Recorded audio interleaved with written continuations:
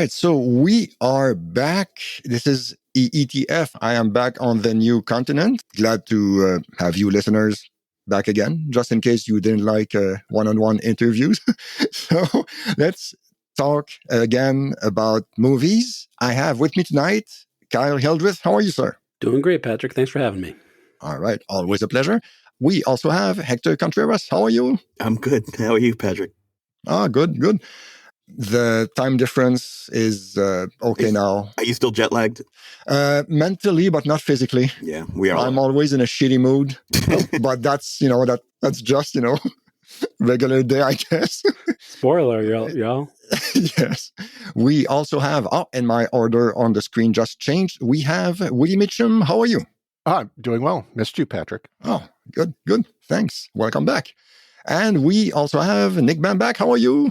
I'm good. Thank you for having me again, Patrick. Always a pleasure. So, movie time. It's been a while, 2 months plus, probably, since the last movie episode. So, and personally, of course, I was, gallivanting all over Europe. So movies were not a priority, I guess. I haven't watched anything that great, to be honest. So I will yield the floor to you, gentlemen. So let's start with Kyle. What do you have for us? I'm going to start with a question. When you're in Europe, do you ever see movies being filmed? Ooh. I did once in Berlin. Yes, that was, oh my God, that was... Germany? Yes, Berlin, Germany. No, Berlin, Maine. Oh. Yeah. I was going to say that there are a few in North America. But I think it was in 2009, I guess. I was just leaving a subway station. As I was, coming back into the fresh air, I saw like the street, and it was on a busy street, Bismarckstraße. It was deserted. Not a car, no one, nothing, nowhere. And I was like, what the fuck is going on? Is there like a bomb threat? What's going on? Because they still do find bombs from World War II in the city. So every now and then they will evacuate neighborhoods. So no one on the street, no nothing. And then I see a bus, like a beige bus from the 70s. And I was like, what the hell is this? Ishtar. Yeah, found another bomb. Complete confusion. And I finally saw like someone, with like a, security uniform, I guess. And I asked him, what's going on? Is there like a movie being filmed? And he must have been told to stay vague, but he kind of nodded. So, It's weird. Yeah, exactly. And I looked it up afterwards, and the movie was... Young Einstein. What, Hector? Wrong continent. Okay. It was actually, to be honest, at first I thought it was the Valkyrie, the Tom Cruise movie, but it was a bomb. Yeah, the time didn't fit because that wasn't a bus from World War II. It was more recent.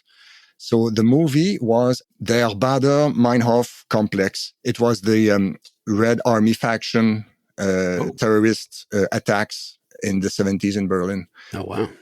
So this is a German production? Yes. Okay. Yes. That's not the hockey documentary, Red Army? Yes.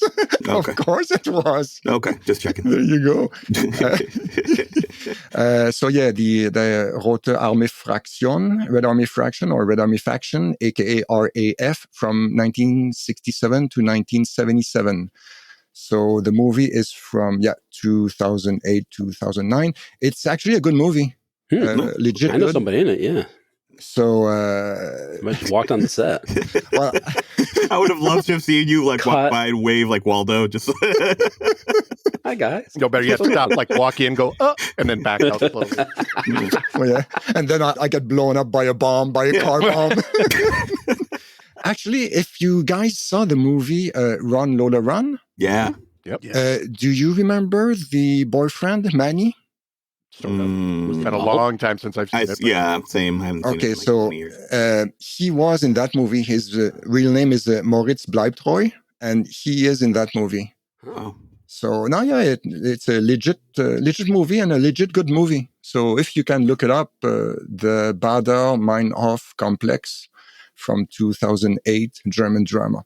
Interesting. So cool stuff. Very cool. But to answer your question, Kyle, there is a studio in Berlin. It's kind of outside the city, but I know that I could have, taken like guided tours or something. I haven't yet, but I might at some point. I just figure the amount that you're over there and the amount you travel, you've got to run into one at some point. No, but that's a good question. And I remember there were also like casting calls. Oh. We are looking for, people like, I don't know, like from a movie taking place in the 1920s, for example. I guess there weren't that many people with shaved heads back then, so I never bothered. So, but good question, actually. I never thought about that. No, it just seems like, especially for a movie podcast. So, no, yeah, good shout. That takes up all my time. Thank you very much. All right. Thank you, Kyle. Yeah. But no, yeah, please go ahead. Pretty much that's all my time because I saw Deadpool and Wolverine again on Disney Plus.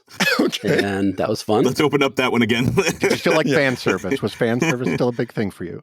It was, and it was great. Okay. I was surprised, actually. I thought it was coming out at Christmas. And the day before it came out, I saw an ad for it. I think it came out on the 12th, November 12th. November 12th. Oh. And then November 11th, I saw the ad for it. I'm like, well, what? I was just surprised it's coming out already without any fanfare, really. So, yeah, it was great. Well, Again, then as a good tease, if you like fan fiction or fan service, wait until my movie comes up. yes, please. Okay. All right. What else, Kyle? And the other thing I saw was Despicable Me 3. The classic. 3? Yeah, number 3. Okay, because 4 just came out, I think, right? It did. You know what? I saw that too. Okay. You know what? It wasn't that. It was Ice Age. I'm sorry. You know what? The one movie I saw in the movie theater this year, actually the 2 movies that I saw this year was Despicable Me 4 and Wolverine and Deadpool. So, but and that was fine. 4 was okay, but 3, that's really the fun one. It's got all the 80s music in it. It's got the guy with the mullet and the kid and play kind of fro. And I wish you guys could see what Kyle is doing with his hand right now. This means mullet and this means fro. Looks like a rooster. It's a rooster. Yeah, exactly. Turkey. That's what he looks like. And he's got zits when he's young. He's voiced by Trey Parker, which was jarring. It was exactly. You don't expect that. No. But yeah, that was good. So that's all the movies I saw. 2.5 movies. Okay. Supposedly. All right.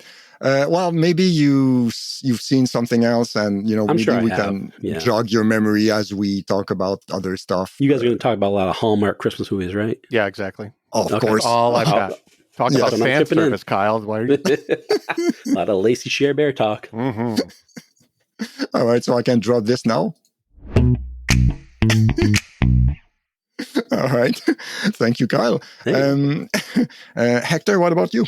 The majority of the films I had noted here, I ended up watching during the month of October, so it was all spooky season. Okay. But I did have a couple that were because I took Sophia to go see The Wild Robot, and that was fun. I think I remember Nick liking it a bit more than I did, but for the most part, I did enjoy it. Did you fall asleep? Part of it. Did I fall asleep for it? No. What? No, I know. Oh, it's not long enough. It wasn't Scorsese long. Okay. It was just. Oh, that is shots fired. But anyway. No, because I couldn't think of the title. That's why I said Scorsese. Killers of the Flower Moon. Killers of the Flower Moon. Yeah. Oh, well, that's It's sad that I know what he's talking about. Yeah. Yeah. No, so did I actually, because I remember you, Hector, not liking that movie, which I haven't seen yet, by the way. What, Killers? Yeah. Oh, yeah. It's not that I didn't like it. It's just that it just was a half hour or 45 minutes too long, and it just needed to be Wild Robot, or it needed to be one of the other. So you're comparing the two movies? I guess I don't. Same thing. Wow. Yeah. Okay. Wait, are we talking about Wild Robot or are we talking about Killers? Because Wild Killers. Well, you started with Wild. I did. Yeah, Wild Killers of the Robot Moon. I broke away from my own. Although that would be an excellent hybrid.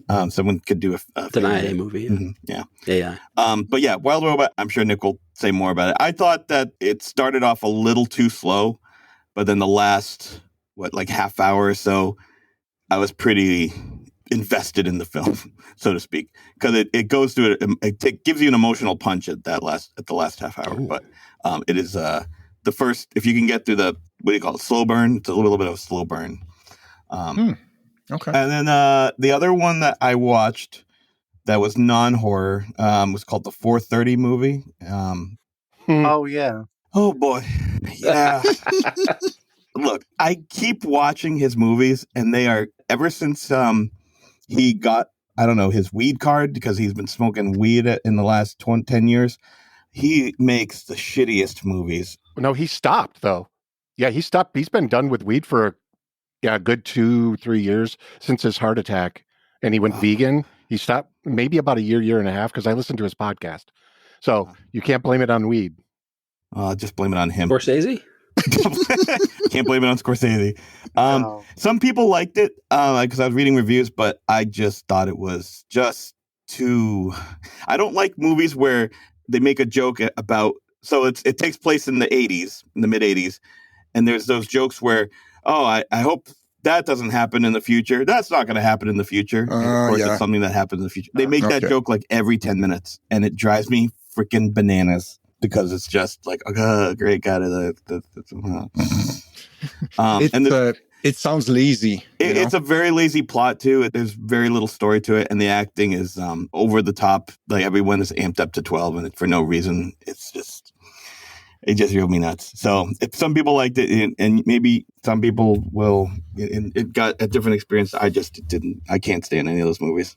From what I heard about that movie, you need to be a diehard fan to enjoy it because it got panned. Oh, yeah. Diehard fan of what? Of Kevin Smith. Okay. Yeah. Did you see Clerks 3, Hector? No. Oh. No, I was told to. I watched Jane Silent Bob reboot, and I liked parts of it. Like, I liked about a quarter of the movie, and the rest was kind of snooze. See, I really liked Clerks 3. I've been meaning to see 4:30 movie, but it was barely in the theaters down here. I was going to wait for it to come online and then check it out because I am a fan of his stuff. Other than Tusk, the first half of Tusk is good, but then when Johnny Depp's on screen, it goes from like here to like way down. Like it drops in quality, huge quality.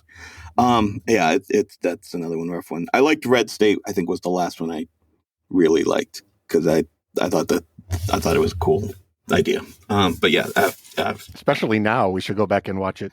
Oh, seriously. Post-election 2024 for those listening in the future. Right. But then the horror movies from there on. From their bunker. As they look out the window on a destroyed world. And all they have left is the EETF podcast. Yeah, right. For them, I would eat a bullet. So yeah, sorry, Hector, no, continue. That's fine. Yeah, not much left to say about 4:30 movies. If you're a big fan of his, you might end up really enjoying it, but I just couldn't get into it. But then October came and I was just watching horror movies. So I do the same thing every year where I get 1 month of the Shudder app and just binge whatever they had throughout the whole year. And then I shut it down. And once this October done, then I shut it down, do it again next year. So there were some hidden misses for the month. I'll plug the ones that I did really enjoy. Mm-hmm. So there was actually, I'm looking at the list and I think only, I don't even have one that's on from Shudder. The rest are from like different. So I'll let me talk about it. All right. So USA Network, the Salem's Lot movie. It was on HBO or what is it, Max? I really enjoyed it. If you liked the length of the original TV movie, is it miniseries? I don't know if it was a TV movie or I think it was a 2004 miniseries. Oh, it was a miniseries. Okay. No, not 2004. 1979. Oh yeah. Okay. Yeah. Yeah, it was a TV movie. I enjoyed it. Some people had complaints about some of the changes, but I actually enjoyed the changes for pacing reasons. And the ending I thought was good. I liked no spoilers, but they changed something in the ending location wise. And I thought it made it a more intense finale. Was it Salem? It was Salem. But yeah, I enjoyed it. Some people that are diehard fans of the 79 version, they had complaints, but I didn't feel one way or the other, and I like them both. It's the one with David Soul, the 79 series? Yeah, okay. 79 one, yeah. Okay. And then on Hulu, of all places, there was a horror movie called Mr. Crockett, which nobody saw because it looked very weird. Did you see the advertisement? Sonny or Davey? Sonny Crockett, yeah. I don't know. But I was absolutely floored by it. I thought it was so original, and they basically created a new horror icon. What's it about? It's almost like a Freddy Krueger type of ghost that can appear and take your kids if they are in a broken home. So like takes them out to ice cream or what? No, like takes them and brings them to his world.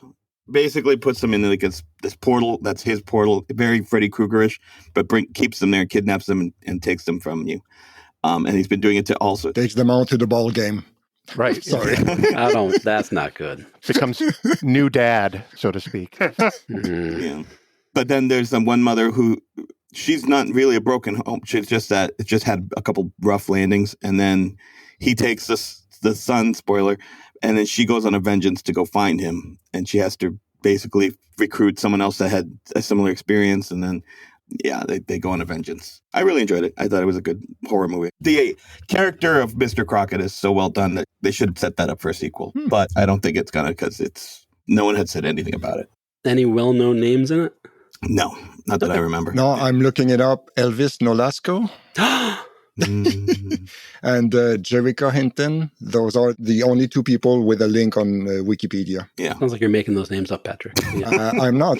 Jerry Linton. Does he wear a green tie? Am I looking at the right thing here? You're right. Yeah, that's it. That's why I think most people shrugged it off, because they thought it was it looks like a Nickelodeon production from the poster. Like a Freddy Five Nights But it's at Freddy. very much not. It's very, very gory. It's very horrific. Wow. And it was very intense. So it's like Five Nights at Freddy's, but like, not at all. Actually entertaining? No, not at all like Five Nights at Freddy. I've never seen Five Nights at Freddy, but I will say no.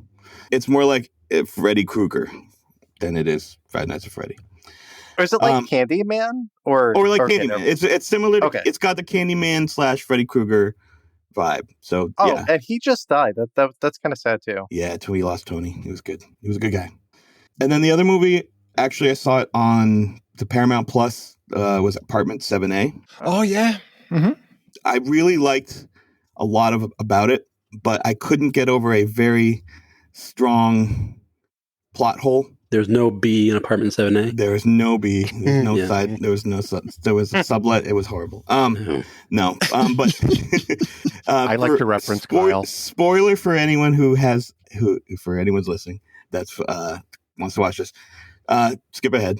We should have a spoiler sting. Here we go. Yeah, we will. Someone put in a spoiler sting. It's on the Tony Greathouse.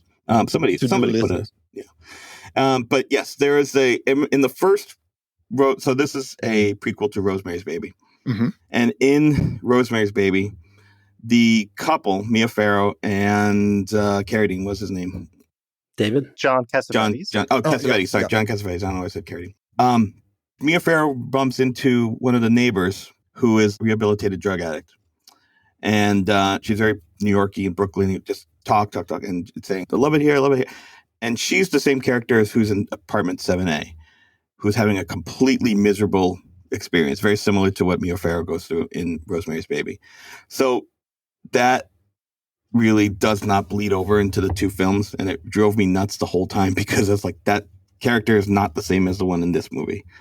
Okay. But if you can do better than I did, then I think you'll really enjoy it because there's a lot to like about it, but that inconsistency and continuity drove me bananas. Yeah, I can see that. Yeah. But anyway, so that's Apartment 7A. And then another one I watched, I can't remember which one I saw this one. It was called Don't Move. I think it was Netflix. And that was not so much horror, more of like a thriller. But it's about a woman who lost her son. They were hiking. He fell off the mountain and died.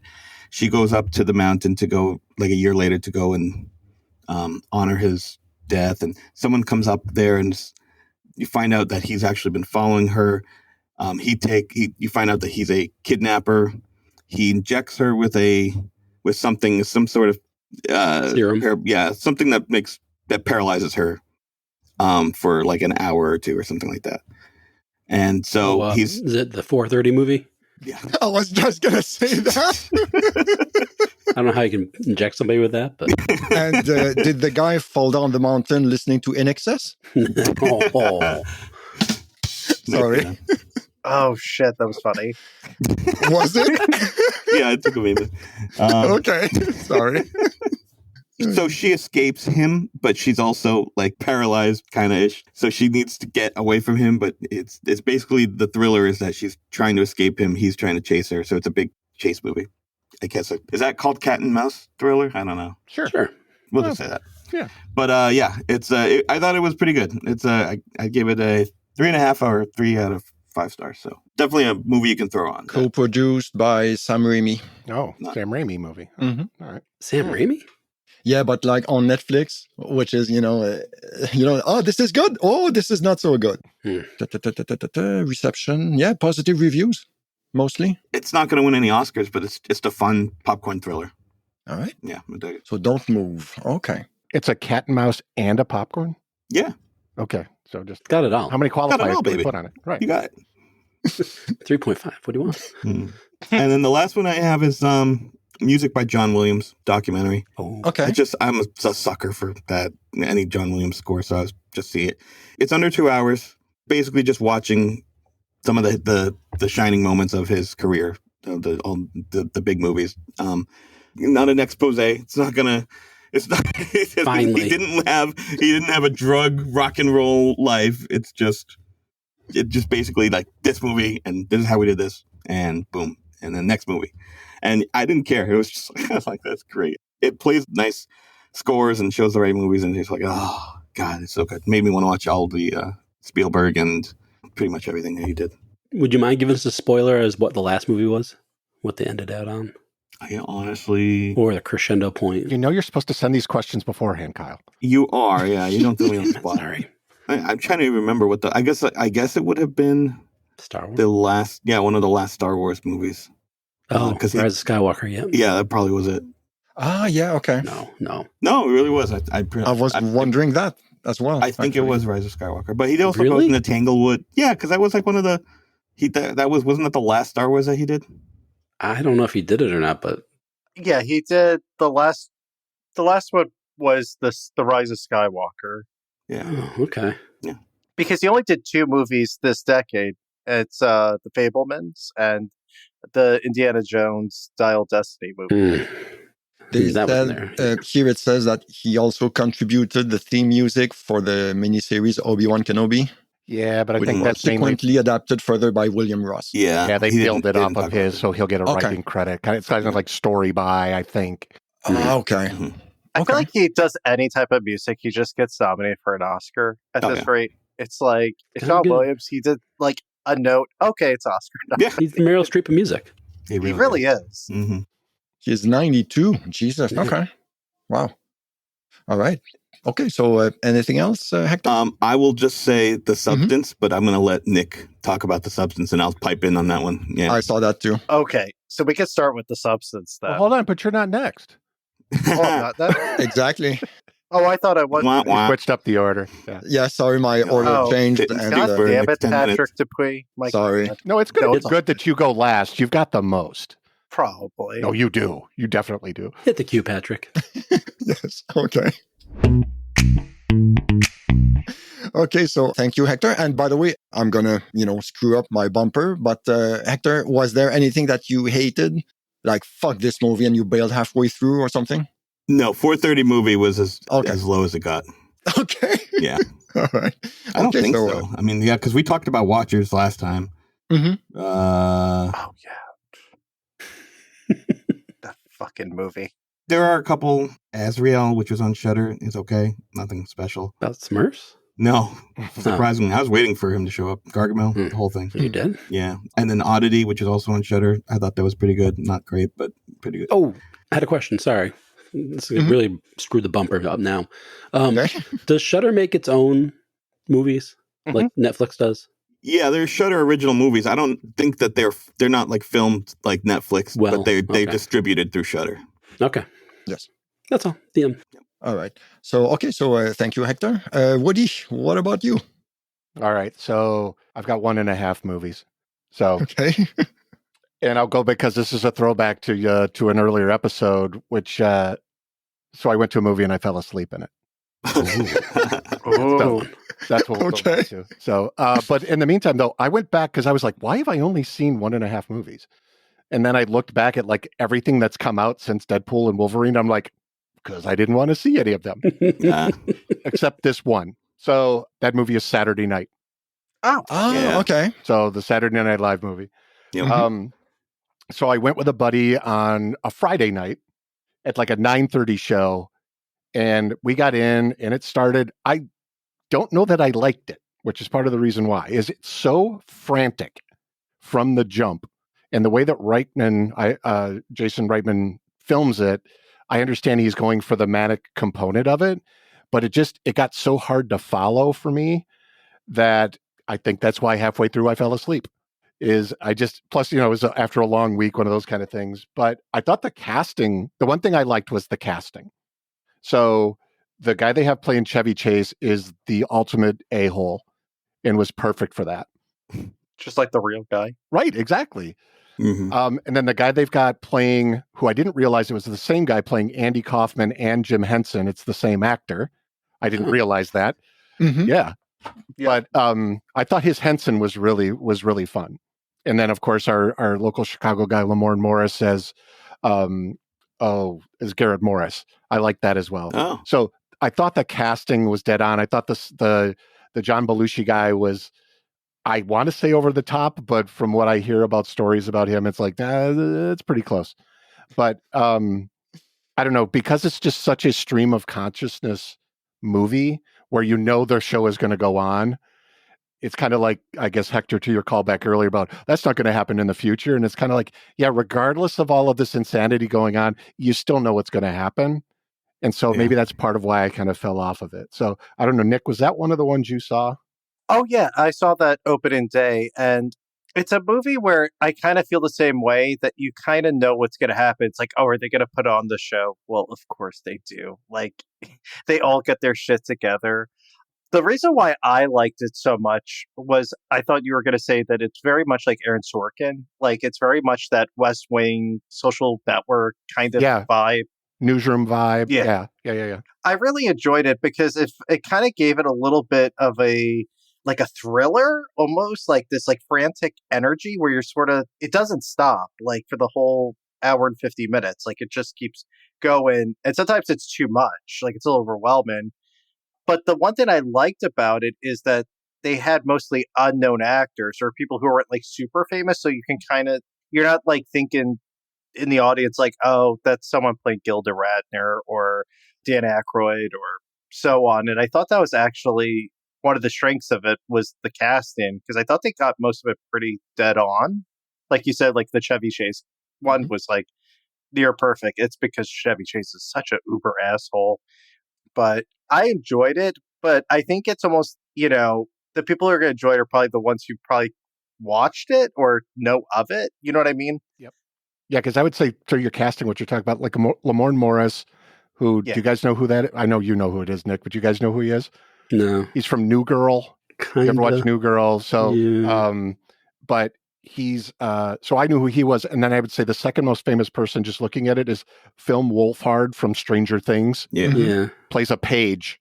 He's just an NBC page. But to me, Nick, the part I liked about it, because it's actually, I mean, it predates me. So when it came out, I was not even a teenager yet. But to me, I liked oh my God, that's Franken and Davis in the background. It was a lot of that type of thing of going, oh, that like point of reference stuff. Like I was the Leonardo DiCaprio pointing at stuff guy in the movie until I fell asleep. That's a hard movie to fall asleep to because it's just so the music and whatnot. Although I will tell a really funny story, not to get too into it. There was a guy that literally had like a bag that he took out. He had like a bag, and I wasn't sure what he was going to take out of the bag, and then it ended up being like a sandwich. And it was kind of like, you never know how they get like a bag into the theater, especially like a guy. But then he had like a huge sub. Hold on, in the movie itself or in the audience? In the theater. When you were watching it? When I was watching it. Oh, okay, because I was like, I don't remember that in the movie. Okay. He saw the alternate cut. Yeah, it was wild. I was like, how did he get like a huge hoagie into the theater? Like, where's Mutford? I don't know if you've been to the cinemas in Times Square-ish area. And then like, that one, the Regal that's like 3 floors. Oh yeah, I've been there. Yeah. So I went to go see Machete there, and somebody brought in an entire like Taco Bell platter. Like, and it's not the theater that provides restaurant food while you eat. This is just a shitty ass 3-floor Regal theater. And this guy brought a whole, like, it almost looked like a pizza, like where you put pizza in to keep them hot. He brought like something like that in with him in the theater, and they just let him slide. Yeah, sure, whatever. And brought out like a 4-course meal of tacos. Jesus. I saw Green Zone like 15 years ago with one of my friends. That's that Matt Damon war movie that you guys might call the Paul Greengrass movie. Okay, there was an older couple. I went, I think, at like 9 o'clock at night. It was like a Thursday. And they brought, I shit you not, like a picnic basket. And they had like all these Tupperware. Oh, fuck off. And like, I'm dead serious. Because like they were so loud. No. They had all the burping and they had glasses, they had wine. I was like, what the fuck is this shit? Especially for that movie. I know. I was like shocked. I was blown away. Yeah. Yeah. Unreal. Table, candlelights. So, Woody, what was the other all right, movie? so then this is my one. I don't think any of you have seen this at all. Okay. So it's on Max. It's actually 3-part movie. It's Justice League Crisis on Infinite Earths. No. Nope. I know. Nope. That's what I was going to say. I knew none of you had seen this, but I'm the animated guy. It seems like for some of this stuff. So it's a cartoon. It is. It's the So it's an animated 3-part deal that they've been releasing throughout 2024. I think I own it. You don't. I gotta look. You don't own it unless you just bought it off of Max because that's the only place. Oh, is it brand new? Yeah. Okay, never mind. That's why I just said, "Hey, Hector, they've just been releasing it this year." Hold on, because that sounds like no, you don't own it. This is Hector from the future. Are you thinking about the Justice League with like Ben Affleck and no. I remember thinking about having another Crisis on it. Yeah, there's another Crisis one that's based upon Flash. That's not this movie. That's the one I'm thinking of. Right, the one where he goes back in time and saves his mother. That's not. See, this movie. We're gonna all gonna end up in the same rehab hospital, and I'm gonna be like, Woody, remind me. So what this is about from a fan service perspective. So what's happening? So it's animated, but what's going on is a bunch of other Earths start showing up in this. And so I know how you guys love multiverses. So all of these different Earths, which if you've ever paid attention to DC, they have all these alternate Earths that are going on within, that explains why one Superman isn't the other Superman. It's the same thing they're doing in Marvel. But so the wrap up of this entire thing from a fan service perspective is, when it starts out, actually the first one, they start bringing in all of the characters from what end up being other shows and other comic timelines. Oh. So you have Batman, the animated version, Batman, voiced by Kevin Conroy, with the Batman Beyond, Will Friedle, with Justin Eccles, who's in all of the other movies. And then you've got like 3 Supermen. Do the Batmans point at each other? No. They might. Missed opportunity. That'd be a good joke. It's literally, when you talked about fan service, Kyle, earlier with Deadpool and Wolverine, it was literally the entire time when they're basically having to attack this big thing called the Anti-Monitor, who's starts to destroy all the planets. And they start sending like groups of superheroes out. And it's literally like going, oh my God, that person. And it's like the Justice Society and Teen Titans and all of the stuff from like my childhood. And even that I was just like, this is so freaking cool. Even though the movie itself was meh, just the fan service. Right. Yeah. And I mean, it's the Justice, the Super Friends show up. Gleek. Correct. The Justice League Unlimited group shows up. The Teen Titans, both versions show up. Ooh, wow. It's so perfect to sit on your couch and watch a movie. And so the 3 of them together, it's really long. I mean, all of them are, I think, like a hour, almost 2 hours long, hour and 3/4 to 2 hours long. So it's an investment. And like I said, it's not like you're not going to go, this is the best movie I ever saw. But for me, just the touch back to childhood stuff for me make your week. made it perfect. Exactly. And so So that was my movie shout out for this one. So, and I say this, awesome. like comic books, that all that shit's been going on since the 80s, 70s. I'm going to say those kinds of storylines, maybe, I'm going to say 80s. Because, I mean, I think of the Dark Knight Returns.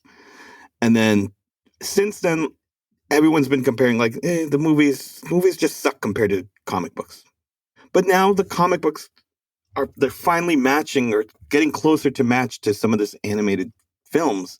And the fan service that should have been going on since the 80s is finally getting its comeuppance and catching up. Yeah. Right. Some people think at this point it's just exhaustion from so many comic book movies, and they're kind of just checked out. Yeah, but you got to be not into comic book movies to like feel that. Which I can understand. But I think there's two parts. Like, you can have your cake and eat it too. You have the live action, which it caters to mass audiences, but then you have for that cult comic book hardcore fans, you have those animated films that explore different storylines, like that second Spider-Man one, the Spider-Verse. Across the Spider-Verse. Yeah, that had every Spider-Man in it, which was awesome. And they do great with that. But then I thought the rest of the movie was but this is me. Yeah. Last shout out I want to give about this is I believe this is the last thing Kevin Conroy voiced. He passed away in 2022. Mm-hmm. But he still was the voice of one of the Batmen. And so therefore he's played Batman longer than anybody ever. That's cool. And so that was kind of a cool shout out. They give a good slate at the end of the movie for him. And so I thought it was a good send off for him. I don't know. AI, his voice is gonna voice the next 20 films. They just jumble him up. Way to step all over my nice little tribute, Hector. Nope. Thank you. Oh. Yeah, it's funny, Hector, and at the same time, it's really not funny. Yeah. It's ominous. Oh, yeah. Phil, somebody made a joke today, like, about how James Cameron is going back and remastering his movies using AI technology. Oh, good. And people are like, oh, yeah, the same thing that you knocking on Terminator, you're actually using now to filter your films. Good for you. Yeah. That's funny. All right. Woody, that's it for you, or? Yep. All right. Thank you. Bumper. Right on cue. Yeah. Thanks, Woody. Nick, what about you? Oh, I've seen a bunch, so I'll give some of the greatest hits. Yep. I saw Anora. I talked a little bit about this. Have you all seen that movie? Not yet. We literally just told you we haven't seen any movies in the past 3 months. Yeah. I mean, it came out in May and it won at the Cannes Film Festival. I did see it in Cannes. You're right. I'm sorry. That's right. I forgot. Kyle and I were springing in Cannes. I thought you just meant domestic films. Ironically, this is an American film, so it's the first one in a while to win that was from the U.S. Sean Baker did a lot of good movies over the years. He's done Red Rocket, Tangerine, The Florida Project. I don't know if you all seen Florida Project. Movies. Yeah, I know that. Yeah. He's a really great writer, director, and his movies often focus on sex workers in different capacities. Like in Tangerine, it focuses on trans sex workers in LA. And in Red Rocket, it's about essentially like a porn star going back to his Texas hometown. The Florida Project's about Florida. Okay. Yeah. And in this movie, we see a nightclub dancer who essentially befriends and really has a romantic relationship with like a young Russian adult because they're all like in their 20s. And no spoilers really, but just a lot of crazy shit happens. And to me, what I loved about Anora so much, and it's my favorite movie of the year so far, in all honesty, just because it's sort of like Pretty Woman, but if it was made in 2024 and like a little bit more updated, a little bit more risque and a little darker. Realistic. Yeah, a little more realistic. And you sort of, what I love about the movie too is you kind of don't know where it's going. Like just when you think like it's going to kind of go somewhere, it takes like a 180 and it's like really funny too. Mikey Mattinson, who is the actress, she actually is the lead for the Best Actress Oscar. And this is like a lead in a lot of the categories. She was in Scream a few years ago. And Once Upon a Time in America, I'm sorry, Once Upon a Time in Hollywood, the Tarantino movie. She played one of the like Manson people, I think. Manson kids, yeah. Yeah. What happens to her in that movie is awesome. Definitely. Sorry. But No, you're good. It's a fantastic film. I don't want to spoil anything really. It's almost like you kind of just have to go watch it and then just experience it. And you see a star is born with her, and I laughed very hard, and I thought it was actually quite beautiful. And yeah, I was floored by it. I was, I drove an hour to see it because I was like, we got to go see it, and I was glad I did. Highly recommend it. Next one that I'm going to talk about is my second favorite movie of the year so far, which is Conclave. Really? Mm-hmm. Edward Berger did the most recent adaptation of All Quiet on the Western Front that came out a few years ago, and he won an Oscar for that and won multiple Oscars. This one is Ray Fiennes and Stanley Tucci and John Lithgow essentially trying to figure out who's going to be the next pope, and it's sort of done in a way that's kind of like Knives Out meets Succession, but it's almost like a thriller in a way, or like a suspense film, because you kind of just don't know, again, where it's going to go. And I really liked it. You don't have to be religious to like the movie, but when you watch it, you're just taken aback, like, all the little things and the pettiness that gets to allow someone to become like arguably one of the most powerful people in the world. So it's really another great film. I love Stanley Tucci and Ray Fiennes, and Isabella Rossellini's in it, so highly recommend that. What else have I seen that I liked? I did like, I saw A Real Pain. That's the new Jesse Eisenberg movie with Karen Culkin. I just saw that. That just came out, right? Yeah. Okay. They've been putting that hard too on the TV.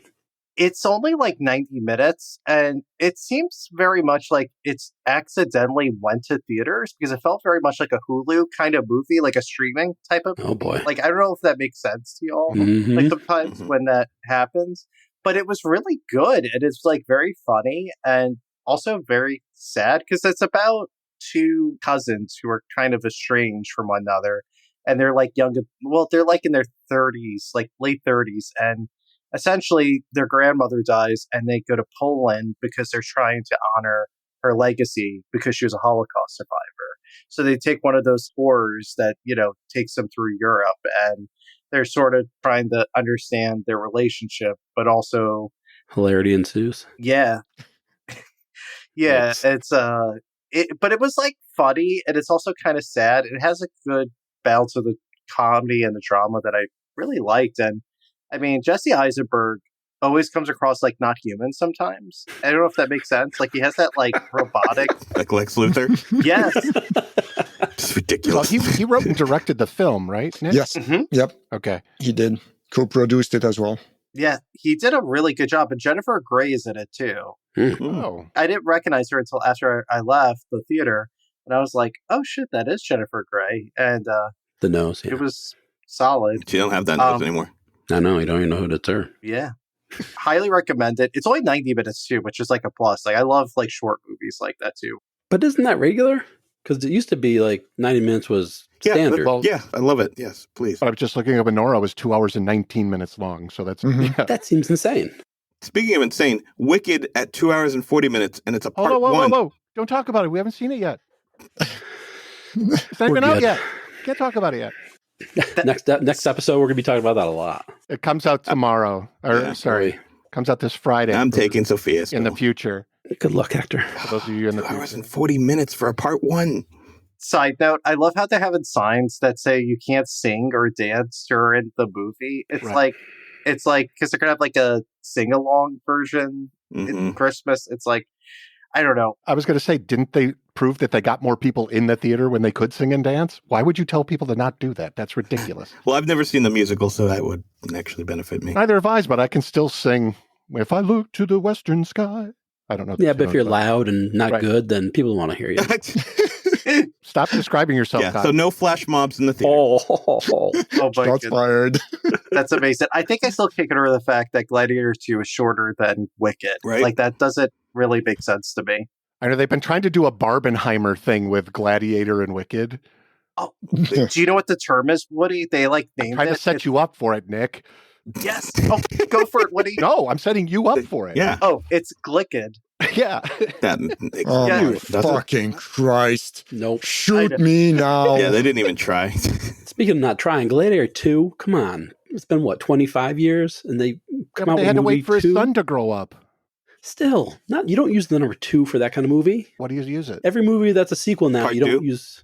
Yeah, part 2, colon 2.5. His son is oldest enough 33 now. and a third. Again, we can't talk about it. We haven't seen it yet. Gladiator harder. I'll talk about the substance next because Hector mentioned it before. Foaming at the mouth, Nick. Go for it. Okay, so this movie was insane on every level. Agreed. Like, the best way to describe it is that it's like David Cronenberg, like The Fly, and those like body horror movies from like the 70s and 80s, like very gross. And I loved it because I thought it was one of the most damning statements about Hollywood and stardom that I think I've ever seen. I would even say it's like kind of like a modern day version of Sunset Boulevard. It's almost like strips away this glamour, and it's like the ugliness that, these actors pay for trying to stay young and beautiful and to keep up with the times. And I mean, Demi Moore is fantastic in that role. She should objectively get an Oscar nomination, and it's probably the best thing that she's ever done. And Margaret Qualley is really great in it too, even though I hate Dennis Quaid now because he's kind of a hack.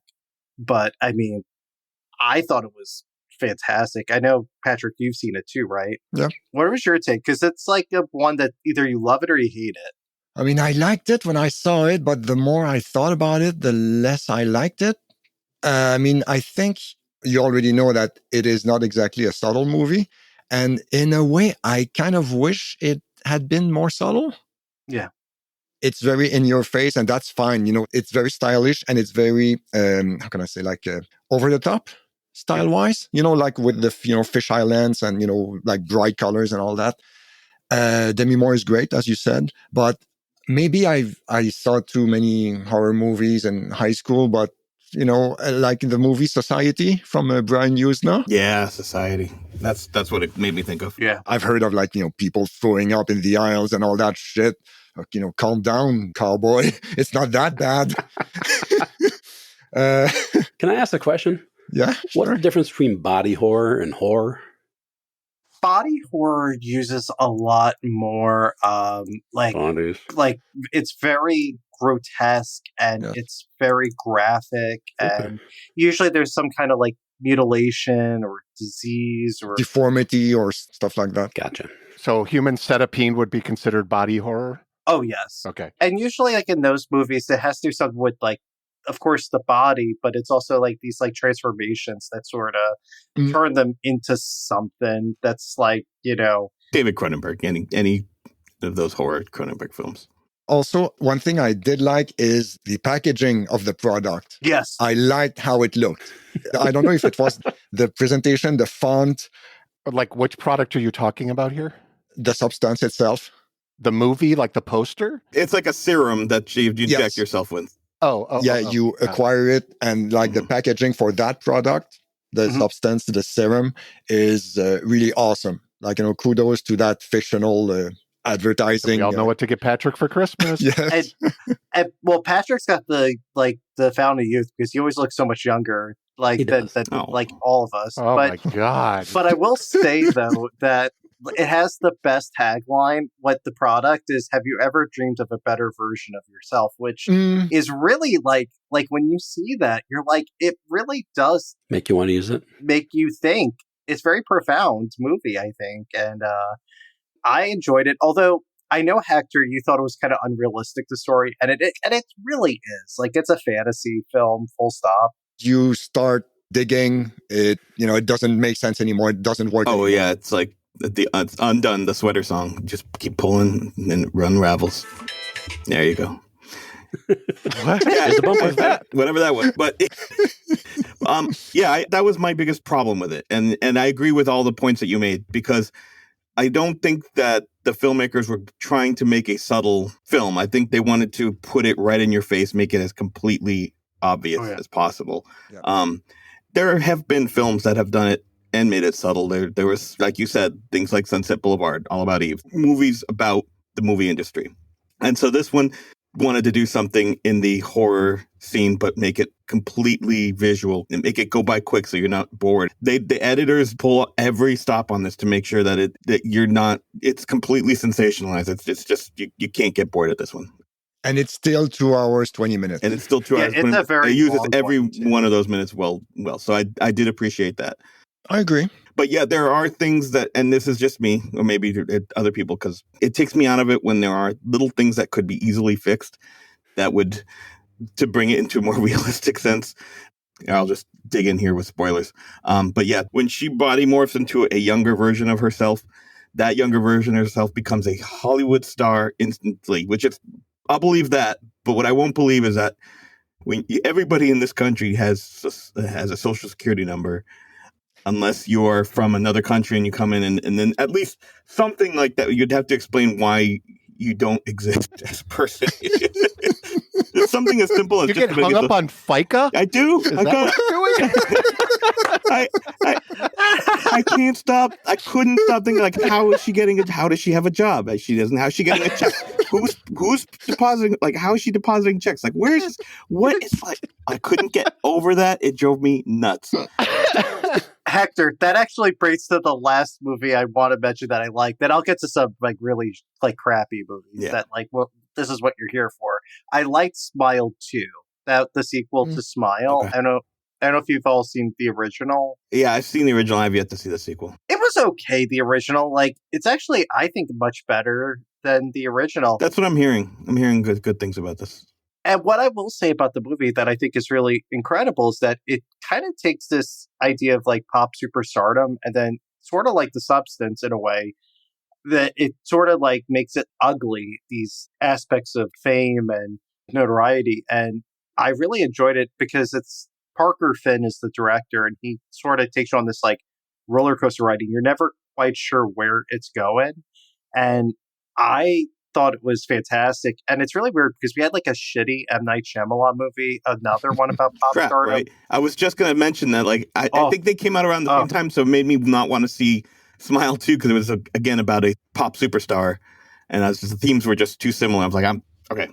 Oh, no, Smile 2 is like... I will see it now based on your recommendation. 100 million times better. And it does really good continuity stuff, too, with the first film, which I won't spoil, but like it's really fantastic. And I was shocked, too, because I felt like I wasn't really expecting it to be that good. And then I heard really good things, and I was kind of blown away by it. I was like, and I think those are the best types of theater-going experiences for me, where I kind of go in where I'm like, and then I'm like, oh, like this was actually really solid. It put a smile on my face.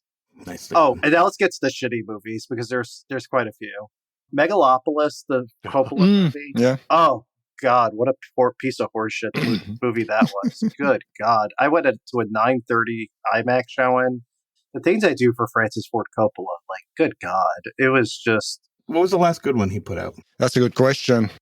Apocalypse Now? I'm kidding. I don't know. Like, Jack. The Outsiders, The Rainmaker. I'm trying to think of something that's, like, decent. Jack, yes. I don't think Jack was a good movie. you don't remember Jack? I don't remember Jack. No, Rainmaker came out after that, and that was pretty good. Nice. I like Rainmaker. I do like Rainmaker. That's a good film. Megalopolis sucked. I'm doing the Lord's work for you guys. Thank you. Joker 2 sucked as well. Like, good God. Mm-hmm. Everyone has panned it like across the board. I didn't like Joker, so I was. Yeah. Me either. I don't care to see any of them. What if it was a musical? Yeah. Oh, no? Okay. It's like weird. It like doesn't know what it wants to be, and it's kind of like Todd Phillips, like, fuck you to the audience, like, who liked the first one, but I don't know. I thought Lady Gaga was like, okay, like, maybe it'll be good because she is kind of amazing, so I was like, okay, fine. Yeah, but it sounds like she got in there and hijacked it, kind of. Not personally, but just it turned into more of a musical blah-blah-blah because she's there. Make the most of it. Yeah, it just didn't work. Like, none of it felt like it worked well. This might be a hot take, but any Todd Phillips movies don't hold up at all. I don't think so.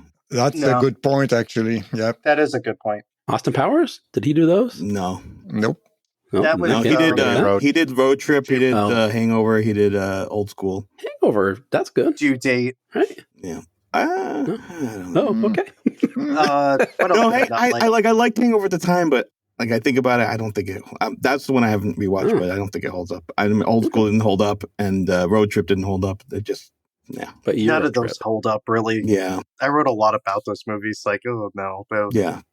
I did like Transformers 1, which is kind of a hot take. Like, a lot of people liked it. Like, the animated Transformers movie. From 86? Yeah. No. The new one, the new animated one that just came out with Transformers right? 1. Ooh, oh, yeah. Yeah. The one, with Scarlett Johansson's in it as well. Is it like a remake of the Gen 1, or is it just something completely different? It's like an origin story of Optimus Prime. Okay. You know the one you've been waiting for? Oh, wait, no? Okay. Yeah. There's so many iterations. Really good reviews, but like... From 6-year-olds? No, like on Rotten Tomatoes, like at like Letterboxd. Yeah, like it's got that Spider-Man multiverse audience. Like, it's just all ages. Oh, it bored me. I was kind of falling asleep a little in the theater. And I was so sad because those Transformer movies are like Fast and Furious movies where you're like, is it going to be good? It's not going to be good. But I'll always like take a chance on them. It's like 1 out of like 8 good. Is it going to be good? Oh, wait. Well, the live actions, I saw the first one and I did not want to go see the sequels because it just was... It's for a certain crowd. I guess. Oh, yeah. And then here, I saw the Tom Hanks movie, the Robert Zemeckis one, where it takes place in one room. The trailer made me shut it.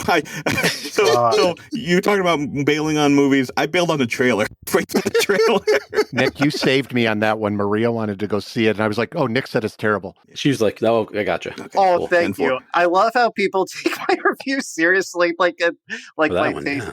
It's so sad because look, I love all the people in it, and it's like a Forrest Gump reunion, and I love Forrest Gump. Heavy-handed.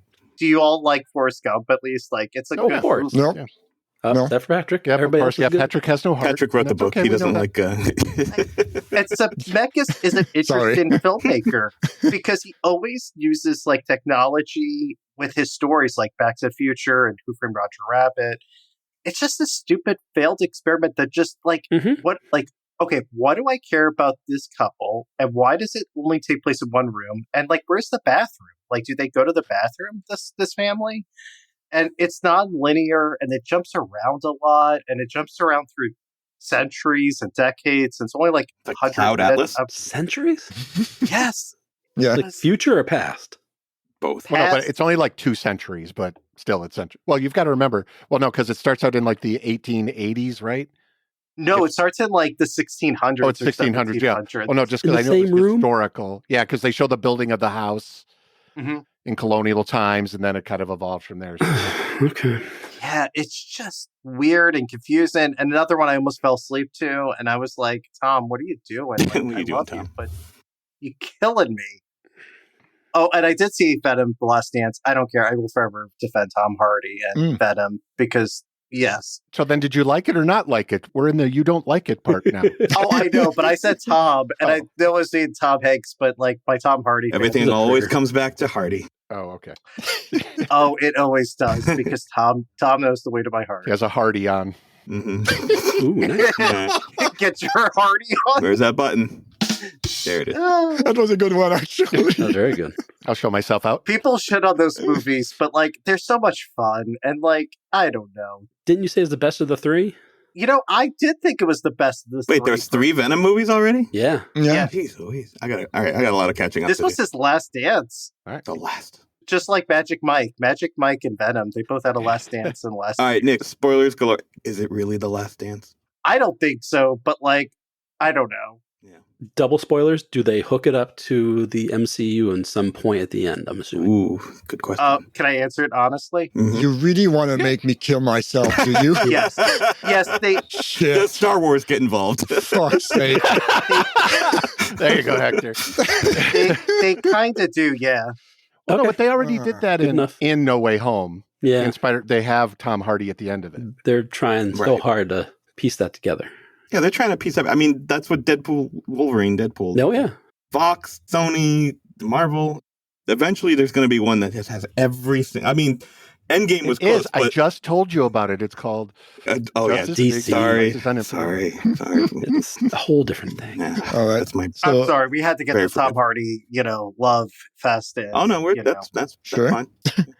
Is that all you have, Nick? One more. And then this is a bad movie. Okay. Okay. So I got dragged. Okay. This is a long story short. One of my friends make it short. Me to no. This is actually a good short story. But basically, I got dragged to see the best Christmas pageant ever because so one of my friends was like, "Oh, I want to see it," and I had one of those $5 ticket deals. I was like, "Sure, whatever." Oh my god, it ended up being one of those like Christian movies, and like I was just so bored. Was Kirk Cameron in it? No, but you know who is in it that made me want to see it was Judy Greer, and Judy Greer's like amazing. What is she doing? Come on, Judy. Pete Holmes is in it? Yeah. Okay. And Lauren Graham is in it. I was Lauren like, Graham. Yeah, it was so bad, and it was so Christian, and I was like, what am I doing? Like, what am I watching? Yeah, screw those Christians. Whoa. We're going to get explicit on this one. Did your friend know about this? Okay, so they liked the book. Like, she said, like, oh, I like the book, but, like, she didn't realize that it was, because I never read the book, The Best Christmas Pageant Ever, but apparently it's more, like, non-secular, or it's not, like, really religious, really, I don't think. Okay. So it could have been good. You didn't know until you got there and found out. I know, and then I watched it, and I think it was like a sold-out screening almost, and there was, like, youth buses, I think, there. Oh, boy. Did they witness a bunch of kids. Jesus. And I was like, the love of Jesus. Where's the suicide vest when you need one? Honestly, I was going to call up Tom Hardy and vet him and like just like annihilate the theater. They're like, "Oh, what did you think?" And I'm like, "Oh my god, that was awful." I didn't laugh once. I felt bad for Judy Greer. I had like secondhand embarrassment. She was good in something. She did something She's good in everything. Year or two. The paycheck. Was she in that show? About the island. Oh god. Yeah. Jesus, I'm even more cynical than usual tonight. You are. Wow, you're tired and wired. Oh, yes, I am. You are tired and wired, but that's why we love Patrick. Oh, thanks. So that's it for me, Patrick, because I'll go on about the best Christmas pageant, and I'll probably offend the Christian audience that you probably don't have. So, well, if you don't, I will. So, yeah, well, that's why we get along. It's like yin and yang. Jesus. Okay. Thanks, I guess. But okay. Well, yeah, I didn't. Patrick. Yeah. Bumper. Oh, yeah. Sorry. Okay, here comes the hammer. Thank you. Love it. Yeah, I didn't watch anything really great during that time since last episode. Well, Substance was, very noteworthy, if you want. I enjoyed it, actually. I know that I had some criticisms about it, but I still think it was a very worthy piece of art. Honestly, it's a notable film. Not for everyone, but, it deserves the accolades it got, I think. So, yeah, so that was that. Okay, so if we move on to crap, I saw... Oh, boy. The best Christmas pageant ever. Hold on, let me get my popcorn bucket. Wolves. Oh! Wolves with Clooney and Pitt. Yeah. George Clooney and Brad Pitt. It's fucking sucked. I've heard nothing good about it. Yeah, it felt like a first crap and draft. That's a drop. First draft of a screenplay. The thing is, Clooney and Pitt, they work together best when they are buddies, like, Danny Ocean and Rusty. But here, they kind of always, I got to work with that guy. Oh, who's that guy? And they kind of repeat what each other says. And it felt like, they had to pad. It felt like that added like 20 minutes of a movie that was not enjoyable. Mm-hmm. And it sucked. It really sucked. You know what's really weird, Patrick? So in the summer, because I saw movies, I go to the movies a lot, they had that in the theaters like as trailers, and they kept promoting it to be out in September. And then it's really weird because they pulled the plug on it going to theaters like, I think like 2 or 3 weeks before, and they just dumped it on Apple because they thought that was going to be where they were going to make the most money or the most traction. Yeah. It was weird. Which was weird because the director was John Watts, and everything he did before that, he did Cop Car, which was, zero budget, but still very enjoyable with Kevin Bacon from 2015. And he also directed Spider-Man Homecoming, Far From Home, No Way Home, those three. All the homes. Wasn't there a Matt Damon Casey Affleck movie on Apple? Are they getting the whole cast of Ocean's 11? Yeah. On Apple? Oh, that's Instigators. yes. Yeah. And apparently that sucked as well. Oh, it sucked ass. Yeah. Like, it was horrible. And I love Casey Affleck, and Matt Damon so much. Well, easy on the Casey Affleck love. You might. I was going to say that. Might wanna check that before we say we. No, as an actor, Not as a boyfriend? Okay. as a person, he's not good. But Okay, cool. Manchester by the Sea is such a heartbreaking movie. But oh my God, yes, a person he's shitty. But that movie, The Instigators. I'm sorry, I instigated that. I'm sorry. No, that's okay. So that sucked. And I also, actually, I did see something else from a few years ago that was pretty good, actually. How to Blow Up a Pipeline. Oh, I want to see that. I never saw it. I liked it. I had zero expectations, and I ran into it on IPTV, and I'm gonna give it a shot, and it was all right. Is that the one about their domestic environmental terrorists, essentially? Yes. Okay. And it was good? Yeah. Huh. I mean, it's, nothing mind-blowing, but, literally, or pipeline-blowing. But, no, it's worth, you will roll your eyes at some of the characters and their actions, but still, I was pleasantly surprised. Yep. And, also a mention from a movie I've seen several times and deserves some love from 2011, The Ides of March. Oh, that is a good movie. Yes. Gosling. Oh, yes. Clooney. Gosling, George Clooney, Paul Giamatti, Philip Seymour Hoffman, Marisa Tomei. Everybody in that movie is, throwing 105. It's awesome. It's too bad that went under the radar in theaters because I don't remember it doing a lot of box office. But it did 76. Did it do? Budget 12.5, box office 76. Okay. And it did win a few awards, but I agree with you. I felt like maybe it should have been even bigger hit. Yeah. Sounds like a lot of good people in it. Yes, and it was co-written by Clooney and Beau Willimon, who was involved with the first few seasons of House of Cards. Oh, yeah. And, I know that House of Cards kind of lost its luster because of Spacey. But the first seasons were awesome, honestly. And you're on a little Clooney kick lately, Patrick. That's he's loony for Clooney. Loony for Clooney. Yes, I love it, Woody. No, it's right. Oh my God, Woody, that's terrible. I apologize to all the listeners. No, good. It's okay. That's all right.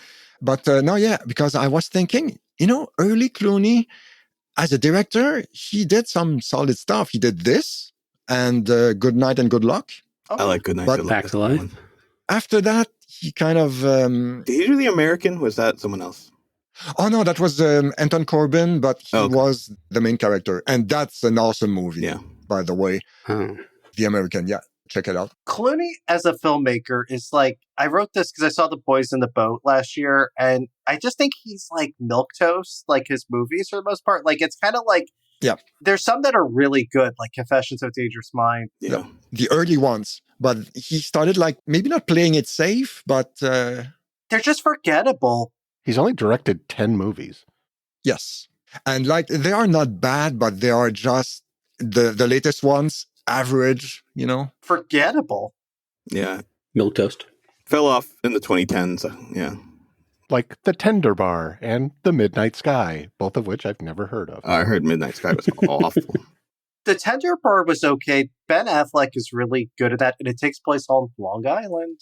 So, so I'm a little biased. So that's why it's good. Oh, now I know Tender Bar. Mm-hmm. It was a COVID movie. That's why. Mm-hmm. Yeah. Got it. That's true. It's on Amazon. Okay. And, actually, so talk about old movies. I saw something, I posted about it on Instagram, but in Berlin, there is this movie theater called Babylon. And once a month, they play either Nosferatu or Metropolis with a live orchestra. Wow. Yes. Once a month. The whole year? Yes. Okay. And only 12 times, Kyle. Yes. Seems like a lot. And I got the next to last ticket while I was there. and I was like on the balcony. So unfortunately, I couldn't see the orchestra, but I could see the screen. And I had never seen that movie before, actually. Sorry, which one did you see? Sorry. Metropolis. Sorry. Okay. Oh, yeah. Yes. And it was absolutely fantastic. Huh. The live orchestra made it, and it was a big one. I don't know how many people were there, but were playing, but it was awesome. Absolutely awesome. Yeah. That's the Fritz Lang movie. And if you ever, I'm trying to think in like popular culture, like, because it's sort of like everywhere, because it's like one of the first like science fiction movies. Like Blade Runner and Madonna's Express Yourself video. Like it takes a lot of the things like from Metropolis. So, like you kind of know of it, but it's like very famous. It's got that Gotham City look from Batman. Yes. Yeah, that's true. Yes. Yeah. Weird sidebar. Metropolis was one of the 3 first DVDs I ever purchased. Oh, nice. Mad Max, Metropolis, and Twister.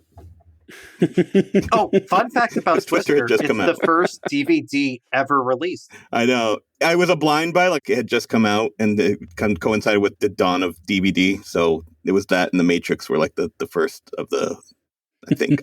Right. Am I off my rocker? But is Metropolis also like Radio Gaga by Queen? Is there something to do with that? I was going to say exactly that. Okay, so I'm not, okay. I have that burned in my head for some reason. Yeah. Okay. Yeah. What month did you see this in? It was the end of October.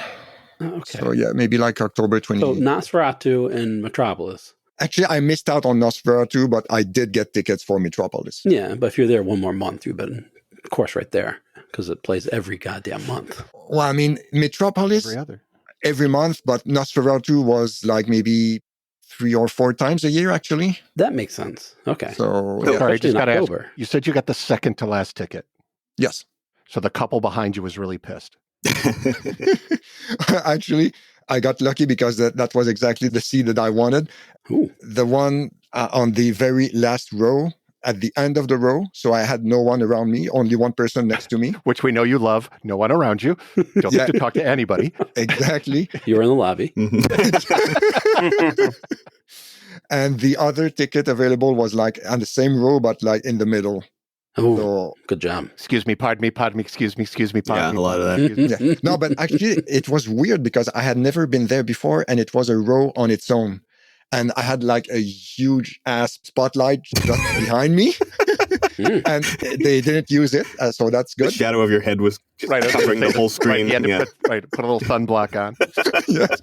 No, yeah, and I had like lots of leg room and, only one person next to me and, enough elbow room, and I had no one on my right, and it was awesome. Sounds great. And that person brought an entire picnic basket full of food. Yeah, right. Full of Tupperwares. Yeah. Full of Tupperware and Taco Bell. Yes. But no, and honestly, next time I'm in Berlin, I might go again because I really enjoyed it. That sounds awesome. Especially if you get that seat. I just showed Sophia Nosferatu for the first time during Halloween. Oh, and no orchestra. I didn't realize that there was like 17 different versions of that film. Really? I was like, which one am I? Which one do I? That was my question. Did you see the one like the original, or I don't know. Well, there's the original. There's the Werner Herzog version. That was the next one I was going to mention. So there's one that's in black and white. There was one that was like in a sepia tone, and then there was one that was like colorized. That I went with the sepia toned one because that was the first one I picked up. I guess I don't know idea. I really don't. Are they all based off one print and they just keep on editing and that's weird. Yeah, it's really weird. Huh. I'm looking forward to the remake though next month because Robert Eggers, it's gonna be something. Wait a minute. Next month? You mean December? Yeah. Yeah. When all the Halloween it's coming out movies for Christmas. Yeah. Yeah, exactly. It's released on Christmas Day. What the hell? Happy Halloween. Yes. And then we got to do the Nicole Kidman movie the same day. We're going to have Baby Girl. Oh my God. I just saw the trailer for saucy and steamy. Wait, is that her style now, just to make like these, I don't know how to describe these. It seems a lot like her Pretty Little Liars kind of. It's like the film version of that. Like, let's get her I can't even describe it. It's the You Go Girl cinema. You get Harris Dickinson, who is I'm super all for that, but at the same time, she makes it every time for me. She can't sidebar and do like a Transformers movie. I mean, she does all the AMC intros. Oh my That's god! her, and then that's so fucking pretentious. Nice to be able to choose your projects. Yeah, this is cinema. I don't know anything about that movie, Baby Girl. Yeah. So basically, it looks like it's basically like she's like an executive, and then Harris Dickinson, who's in like Triangle of Sadness, and then he kind of woos her, and he's like half her age or even less than half her age, and then they have like an affair, and then he has like control over her. It looks kind of like she's getting an Oscar buzz. Really? Yeah. But she's done that role so many times. Like if I'm trying to, I can't name the films, but I feel like I've seen her do that like 3 other times in movies where she's been that same character. Well, you know what, Hector? We come to this place for magic. We really do. And on this note, we're gonna say thank you, guys. So yeah, as a formality, where can we find you guys online? Kyle, let's start with you. In AMC theaters, because that sounds great. Nicole will sit right next to you. Overkill Art on Instagram. All right, thank you. Hector, what about you? I'm on @nothing because I quit on my socials. Permanently? Like I said before, it's not election results related. It's just because I didn't want any spoilers for the Golden Bachelorette. I just, Priorities. Maybe I'll come back. I don't know. But I need to unplug for a while. Plus, I have a project I'm working on that I'll disclose at a later time. Golden Bachelor. Ooh, oh, shit. Shit. Did we just get breaking news? Yeah. I guess. Oh, a teaser of breaking news. Yeah, you sound really passionate about it, Hector. Yeah. I guess. I guess. All right. Thank you, Hector. Woody, what about you? You can find me on Instagram at The Wooden Chef and now on Blue Sky at The Wooden Chef because fuck Twitter. Yep. Is that the same? That's the animation department? Or is that something else? Something else. Okay. Isn't there a Blue Sky like animation company? You're not on social media. You can't talk about it anymore, Hector. Oh. You're out of the loop now. Is it like Fight Club? We can't. You can't talk about Fight Club because you're not on Fight Club. First rule of Blue Sky. All right. Yeah, I'm still on Twitter, but I'm trying to transition to Blue Sky. So I have an account. Well, you better do it before Trump gets in office. Oh, wait a minute. You're in. Oh, So thank you, Woody.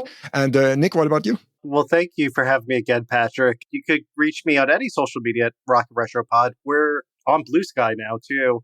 And we're like the same with all of you. We're kind of moving away from Twitter because fuck that. And we're on Instagram and Facebook. So, yeah. All right. EETF Pod, Twitter for now, Blue Sky, Instagram. So, yep. Thank you, guys, again. And thank you, listeners. We will catch you on the next one. Thanks.